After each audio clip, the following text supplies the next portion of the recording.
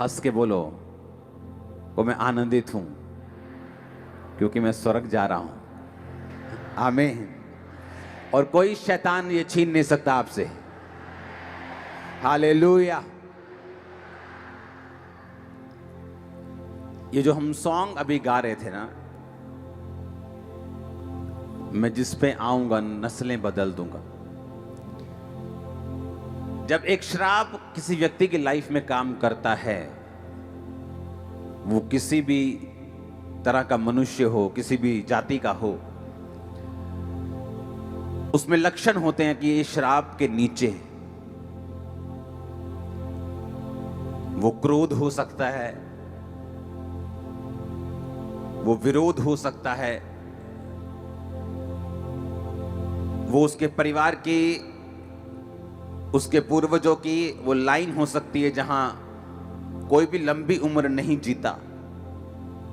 क्योंकि बाइबल में लिखा, परमेश्वर ने कहा लंबी आयु एक श्राप नहीं एक वरदान है।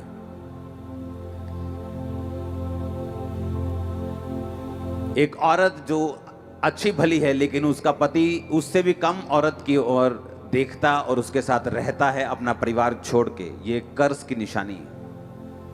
इंटेलिजेंट होने के बावजूद भी अपनी लाइफ में संघर्ष करना और अपने से कम इंटेलिजेंट लोगों को अपने से आगे बढ़ते हुए देखना, ये एक कर्ज की निशानी है। कुछ भी करते रहना लेकिन गरीबी के श्राप से बाहर ना आना, ये कर्ज की निशानी है। कुछ भी करते रहना, बीमारी एक गई, दूसरी, तीसरी, चौथी, पांचवी, छुटकारा ना पाना, एक कर्ज की निशानी है। बाइबल में लिखा, इसीलिए जब पुराने नियम में हम देखते हैं,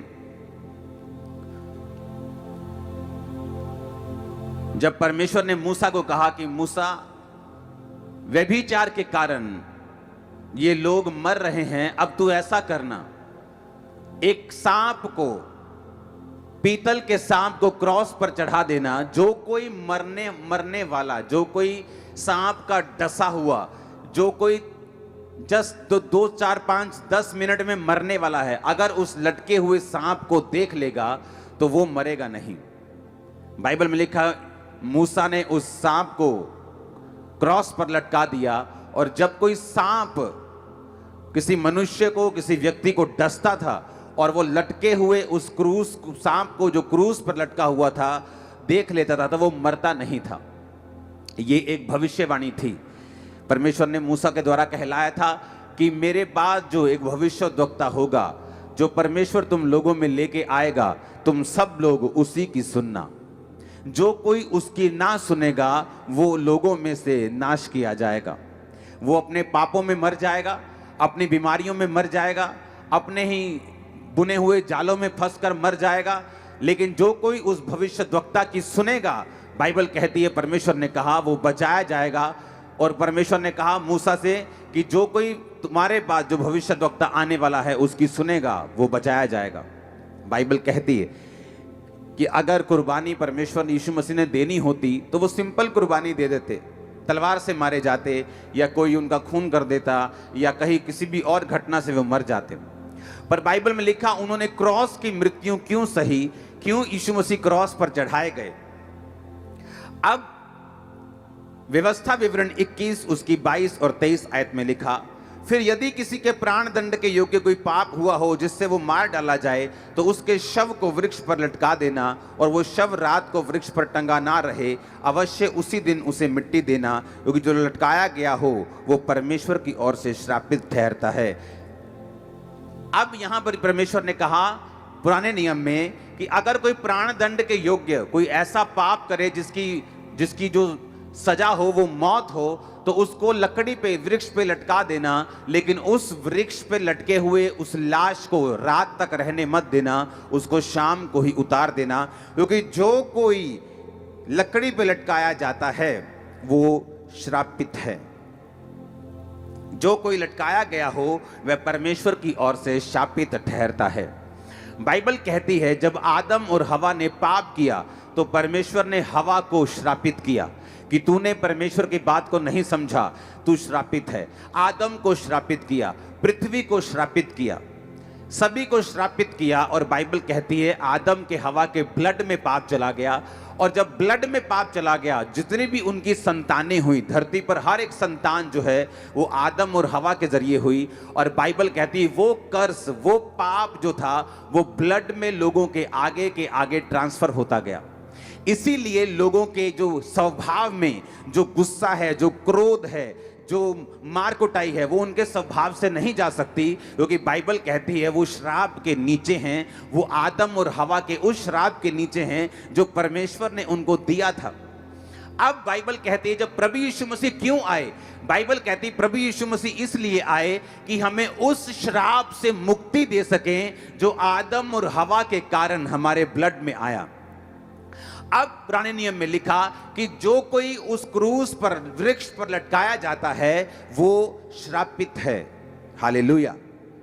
अब जब प्रभु यीशु मसीह को यह बात मालूम थी कि इन्होंने पाप किया और मुझे इनके लिए कुर्बानी को देना है, ओके, अगर किसी ने मान लो कोई ऐसा काम किया जिसकी सजा फांसी है और एक व्यक्ति ऐसा आए जो ये बोले कि मैं इसकी जगह फांसी लेने के लिए तैयार हूं, तो वो ये नहीं कह सकता कि मैं मरने के लिए तैयार हूं, मुझे फांसी नहीं दी जानी चाहिए, मुझे और कोई सजा दे दो, मुझे तलवार से मार दो, मुझे कोई टीका लगा दो। ऐसा कोई नहीं कह सकता।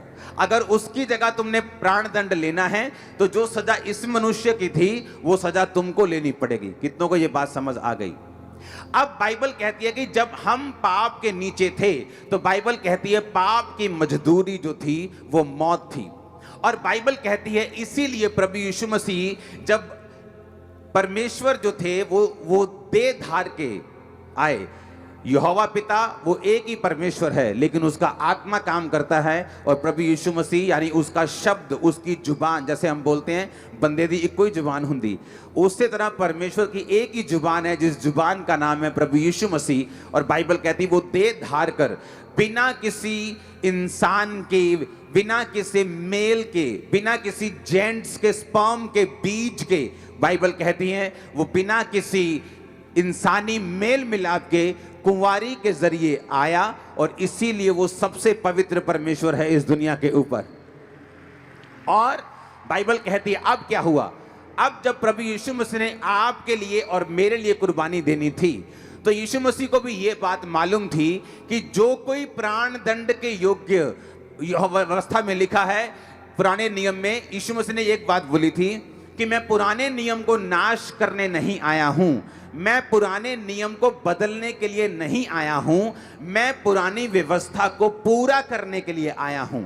तो जब प्रभु यीशु मसीह ने मेरे और आपके लिए जान देनी थी तो ये जरूरी था कि वो वृक्ष के ऊपर यानी लकड़ी के ऊपर वो लटकाया जाए और वही मौत ले जो आपको और मुझको मिलनी थी अपने पापों और गुनाहों के कारण। अब बाइबल कहती है जब प्रभु यीशु मसीह को गलातियों 3 उसकी 13 आयत में लिखा, मसीह ने जो हमारे लिए श्रापित बना हमें मोल लेकर व्यवस्था के श्राप से छुड़ाया, क्योंकि लिखा है जो कोई काठ पर लटकाया जाता है वह श्रापित है। अब बाइबल कहती है वो हमारे लिए श्रापित बना। यीशु मसीह ने जब हमारे लिए कुर्बानी देनी थी तो ये जरूरी था कि वो वही सजा को ले जो आपके लिए और मेरे लिए पुराने नियम में यहोवा के द्वारा, परमेश्वर के द्वारा मुकर्रर की गई थी, जो कि क्रूस की, जो कि वृक्ष पर लटकाने की, लकड़ी पे लटकाने की सजा थी। और बाइबल कहती है परमेश्वर ने कहा था कि लकड़ी पर लटकाने के बाद उसको रात तक लटका नहीं रहने देना, शाम को उस व्यक्ति को, उस लाश को उस क्रॉस पर से तुम उतार लेना। गलातियों में लिखा वो हमारे लिए श्रापित बना और उसने हमें मोल लेकर व्यवस्था के श्राप से छुड़ा लिया। जो कोई काठ पर लटकाया जाता है वो श्रापित है। अब जब हम मत्ती 26 उसकी 39 आयत को पढ़ते हैं, जब गतसमनी बाग में, क्योंकि जो मसीह, हमारा मसीही जो लोग धर्म बोलते हैं, हम जानते हैं कि ये एक रिलेशनशिप है, उनको सिखाने के लिए मैं बोलता हूं कि मसीह धर्म, ओके, जो क्रिश्चियनिटी है, जो गतसमनी का बाग जहां पर प्रभु यीशु मसीह ने प्रार्थना की थी, वो आज भी वहां पे मौजूद है। आज भी आप उस बाग में जा सकते हैं। जिन घड़ों में परमेश्वर ने उस पानी को दाखरस में बदल दिया था, वो घड़े आज भी वहां पे मौजूद हैं। जिस पतरस की सास को परमेश्वर ने चंगा किया था, उसका घर आज भी वहां पे मौजूद है। हमारा परमेश्वर जीवित परमेश्वर है, वो साबित करता है यहां पर भी और इजराइल में भी। अब ध्यान से सुनना, मत्ती 26 उसकी 39 में लिखा, फिर वो थोड़ा और आगे बढ़कर मुंह के बल गिरा और ये प्रार्थना की, हे मेरे पिता, यदि हो सके तो ये कटोरा मुझसे टल जाए, तो भी जैसा मैं चाहता हूं वैसा नहीं, परंतु जैसा तू चाहता है वैसा ही हो। अब प्रभु यीशु मसीह जब थे, वो गतसमनी बाग में थे। लोगों को लगता है कि जब यीशु मसीह ऐसी प्रार्थना कर रहे थे, बाइबल कहती है उनका पसीना जो था वो लहू की बूंदें बन बनकर जमीन पर गिर रहा था। इस लेवल का जो परमेश्वर के ऊपर बोझ था, इस लेवल का। अब लोग ये सोचते हैं कि यीशु मसीह ये कह रहे थे कि जो अगले दिन मैं क्रॉस उठाने वाला हूं, हे पिता ये कटोरा मुझसे टल जाए, लेकिन ऐसा नहीं है।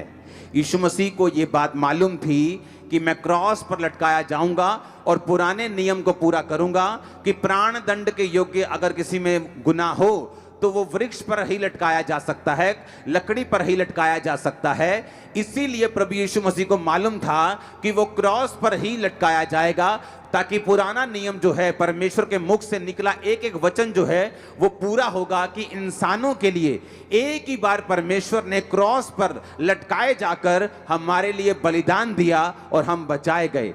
अब बाइबल कहती है जब प्रभु यीशु मसीह पिता को कह रहे थे कि पिता हो सके तो ये कटोरा मुझसे टल जाए, अब मैं बताता हूं वो कटोरा क्या था। बाइबल कहती है परमेश्वर यहोवा इतना पवित्र है, जब वो किसी पापी को देखता है, दो चीजें परमेश्वर करता है। जब आप प्रभु यीशु मसीह को अपना मुक्तिदाता ग्रहण करते हैं, वचन कहता है वो आपके सारे पापों को लेता है और अपने पीठ पीछे फेंक देता है। यानी फिर वो आपके पापों को देखना नहीं चाहता। आप नशेड़ी थे, वो ये देखना नहीं चाहता। आपने व्यभिचार किया, वो देखना नहीं चाहता। आपने पुरानी जिंदगी में गुनाह किए, पाप किए, लोगों को मारा, लोगों को पीटा, आपने क्रोध किया, आपने विरोध किया, वो देखना नहीं चाहता। नहीं तो मैं कभी भी माफ ना होता। मसीह धर्म का मैं भी विरोधी था, लेकिन परमेश्वर ने मुझ पे दया की और मेरे गुनाहों को लेकर अपनी पीठ पीछे फेंक दिया। और अगर आज मैं परमेश्वर से पूछूं कि मैंने क्या गुनाह किए थे, तो परमेश्वर मुझको ये बोलेगा कि मैं उनको नहीं जानता, क्योंकि मैं उनको पीठ के पीछे फेंक चुका हूं। मुझे नहीं पता कि तुमने कौन से गुनाह किए थे, मैं उसे देखता नहीं हूं। दूसरी, जब आपके अंदर गुनाह होता है, जब आपके अंदर पाप होता है, तो वचन कहता है वो अपनी पीठ को आपकी ओर फेर लेता है।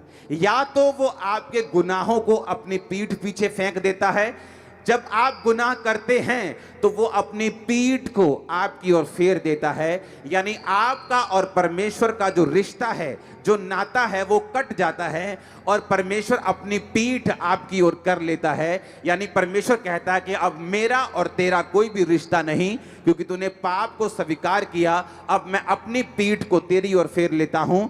और बाइबल कहती इसीलिए इजरायली लोग हराए जाते थे, जब परमेश्वर अपनी पीठ इजरायलियों की ओर कर लेता था और इजरायली जो थे वो हारते थे, दूसरे लोग उनका फायदा उठाते थे। और बाइबल कहती जब वो फिर से तौबा करते थे, परमेश्वर उनके गुनाहों को अपनी पीठ पीछे फेंक कर अपना फेस उनके आगे करता था।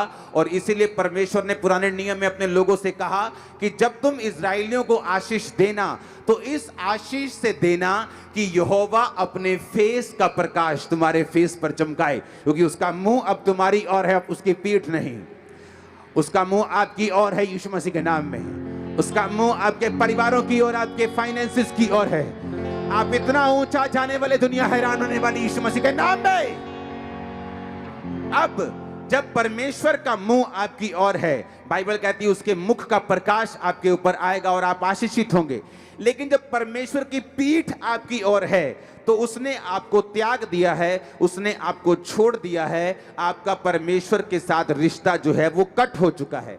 अब ऐसे व्यक्ति के लिए प्रभु यीशु मसीह ने, जैसे मेरे लिए एक जिसे बोलते हैं कि बिचवई, मध्यस्थ, मीडिएटर बनना था कि भाई तू निकल जा, तेरी जगह पर मैं आऊंगा।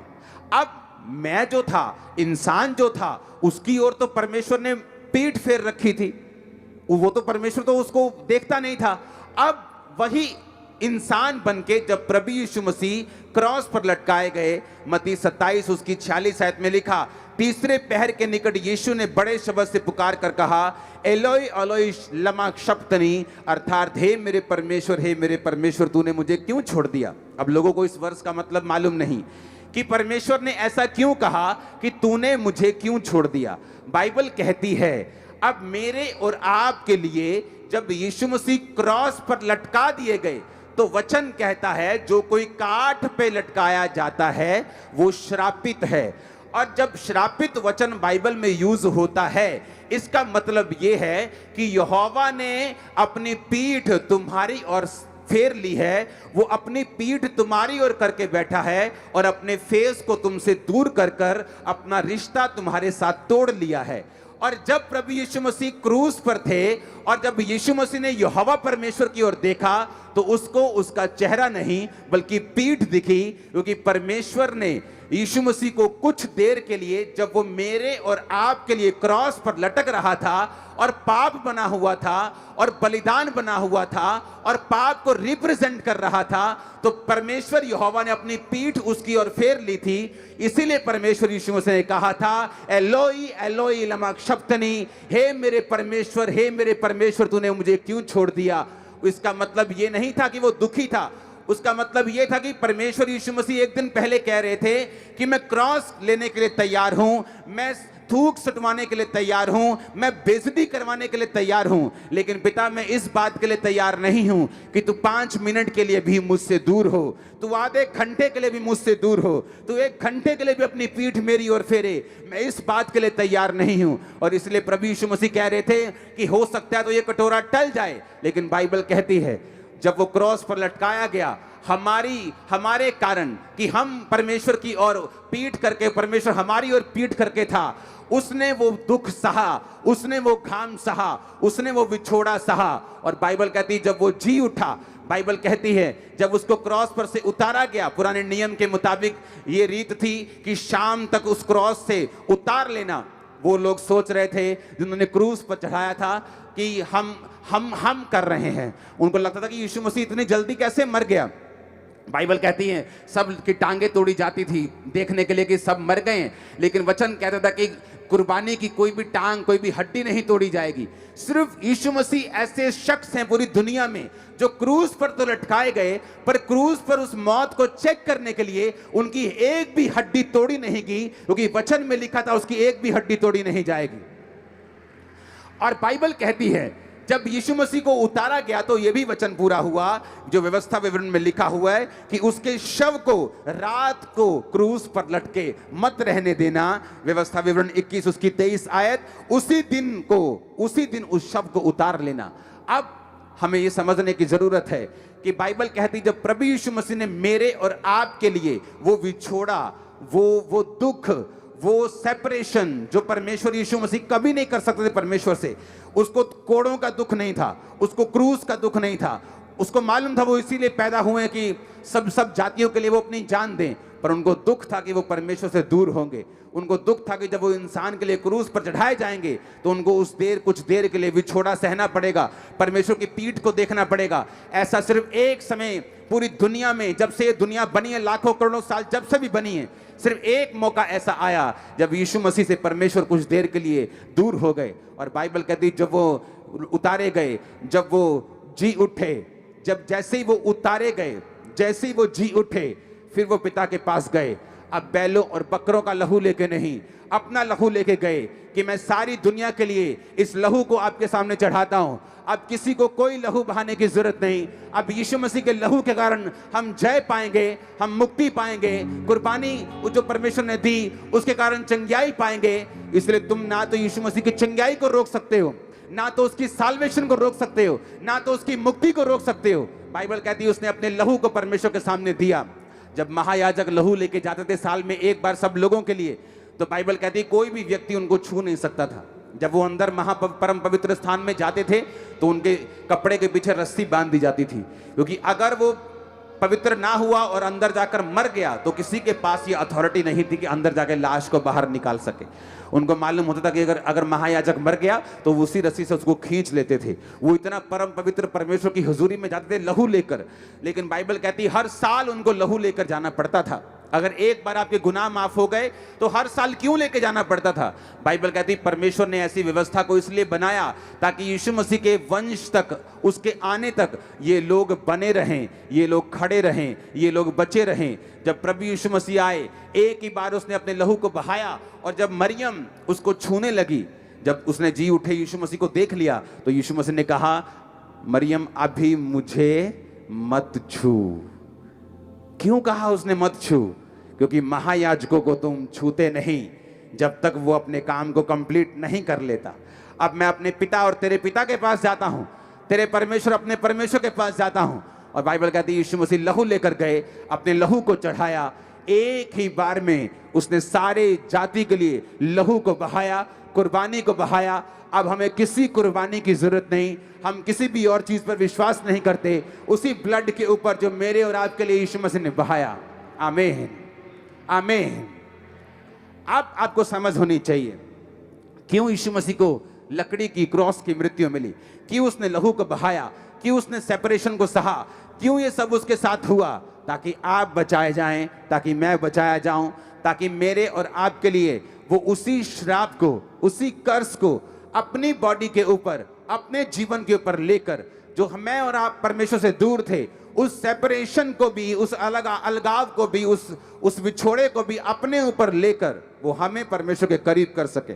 इसलिए आज जो कोई भी जाति, कोई भी व्यक्ति जब ये मानता है कि प्रभु यीशु मसीह तूने मेरे लिए लहू बहाया, तू मेरे लिए मारा गया, गाड़ा गया और तीसरे दिन मुर्दों में से जी उठा, उन्हीं श्रापों से जो आज भी पृथ्वी पर काम करते हैं, वो बीमारियों के श्राप, वो गरीबी के श्राप, वो कलेशों के श्राप, वो सारे श्राप, वो उदासी के श्राप, बाइबल कहती है वो सारे श्राप आपकी जिंदगी से दूर होते हैं क्योंकि आप विश्वास करते हैं कि यीशु मसीह मेरे लिए श्रापित बना, वो काट पर लटकाया गया। एक एक वचन जो यीशु मसीह के जन्म से हजारों साल पहले कहा गया, एक एक वचन जो पुराने नियम में कहा गया, हर एक वचन हमारे सामने और आपके सामने पूरा हुआ। किसी इंसान में इतनी ताकत नहीं थी कि यीशु मसीह को हाथ भी लगा देता। बाइबल कहती जो लोग यीशु मसीह को ढूंढने के लिए आए, बोले कौन है यीशु नासरी? जब यीशु मसीह ने कहा मैं हूं तो सब लोग गिर गए थे, किसी की हिम्मत नहीं थी पकड़ने की। लेकिन यीशु मसीह ने कहा मैंने तुम्हारे बीच में प्रचार किया, तुम्हारे लंगड़ों को चलाया, तुम्हारे अंधों को आंखें दी, तुम्हारे मृतों को जीवित किया, तब तुम मुझे हाथ भी नहीं लगा सके। ऐसा नहीं था कि यीशु मसीह ने कोई 15-20 रफल वाले रखे हुए थे, कोई हाथ ना लगा सके।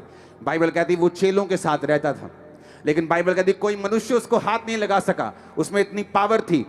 और राजा ने कहा कि यीशु तू अपने आप को बचा सकता है अगर तू सिर्फ मुंह से कह दे कि जितनी बातें ये बोल रहे हैं ये गलत हैं, क्योंकि इनके पास एक भी प्रूफ नहीं है कि तू पापी है। यीशु मसीह ने कहा इन्होंने मुझे तेरे हाथ में नहीं दिया, मैंने खुद अपनी जान को इनके हाथों में दिया है, और तीसरे दिन मैं खुद अपनी जान को वापस ले लूंगा और इस पूरी दुनिया के लिए जी उठूंगा। और आज तक परमेश्वर जीवित और हमारे बीच में है। आमीन, आमीन। हमें ये बात समझने की जरूरत है कि क्यों उसने कहा, क्योंकि वो सेपरेशन वो मेरे लिए थी। अपने पड़ोसी को बोलो वो अलगाव, बोलो अपने पड़ोसी को वो अलगताई, बोलो वो विछोड़ा, वो सेपरेशन वो मेरे लिए थी, वो तेरे लिए थी। आमीन। वो हमारे लिए थी और यीशु मसीह ने अपने ऊपर सही, और इसी बात का उसको दुख था। उसको क्रॉस का दुख नहीं था, उसको मरने का दुख नहीं था, उसको दर्द का दुख नहीं था। बाइबल कहती है उसको दुख था कि मैं परमेश्वर से कुछ देर के लिए दूर हो रहा हूं, परमेश्वर कुछ समय के लिए मुझे त्याग देगा, क्योंकि यीशु मसीह को त्यागना जरूरी था। क्योंकि अगर उसे वो ना त्यागता तो ये वचन पूरा नहीं होता कि परमेश्वर पापी को त्याग देता, अपनी पीठ उसकी ओर फेर लेता है। इसलिए उसको त्यागना जरूरी था। और जब परमेश्वर यीशु मसीह को त्यागना जरूरी था तो परमेश्वर का निराश होना और दुखी होना बनता था। हालेलुया। तो इसलिए परमेश्वर ने कहा हे मेरे पिता, हे मेरे पिता, एलोई एलोई लमा शब्तनी, तूने मुझे क्यों छोड़ दिया। हालेलुया।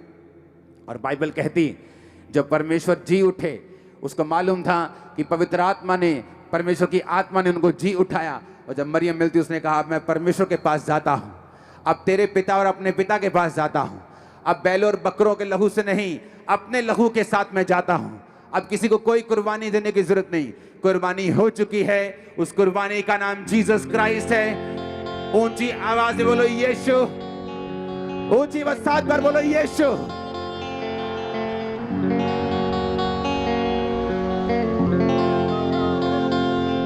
आमीन आमीन।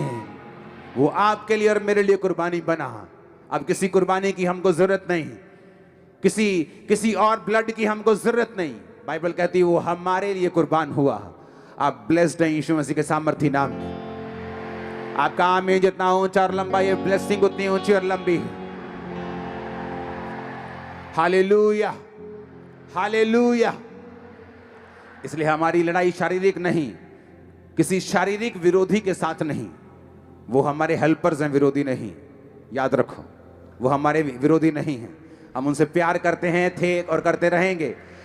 लेकिन हमारा मकसद क्या है? हमारा मकसद है हर एक रूह तक, हर एक बंदे तक इस वचन को पहुंचाना कि प्रभु यीशु मसीह तेरे लिए कुर्बान हुए। आमीन। अगले थर्सडे वाइट कपड़ों वाली मीटिंग है, तैयार रहना। बाइबल कहती है कि वाइट कपड़ों में एक बड़ी भीड़ स्वर्ग में दिखाई दी, हाथों में खजूरों की डालियां ले, कभी कुछ कभी कुछ, कभी जयकारे लगाते हुए। वो वाइट कपड़े जयवंत होने का प्रतीक होता है। उस दिन आप वाइट कपड़ों में आएंगे। अगर कोई नया बंदा भूल भुलैखे आता है दूसरे कपड़ों में भी, तो वो भी आ सकता है, कोई प्रॉब्लम नहीं, उसको बिठाया जाएगा। लेकिन आप सब ने वाइट कपड़ों में थर्सडे उस ग्लोरियस प्रेजेंस में जहां यीशु मसीह मौजूद होंगे और आपको डिलीवर करने के लिए और हील करने के लिए तैयार होंगे।